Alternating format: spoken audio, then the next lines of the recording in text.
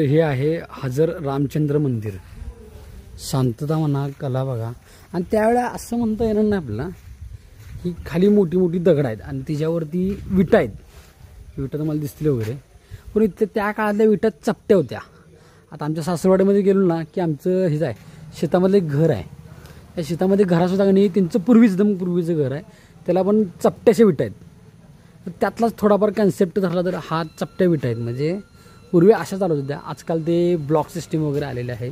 तर स्टोन बघा कसली मोठी मोठी दगड आहेत. अरे बापरे, काय कलाकृती आहे. म्हणजे हे बघण्यासाठीच आम्ही राईडला खरोखर आम्ही इथे तर गणपतीचं इथे हे काढलं आहे. आणि इथं प्रत्येक दगडांवरही ना काय ते कलाकृती. त्यावेळेला कसं होतं, फोटो व्हिडिओ कॅमेरा वगैरे असले काय प्रकार नव्हते.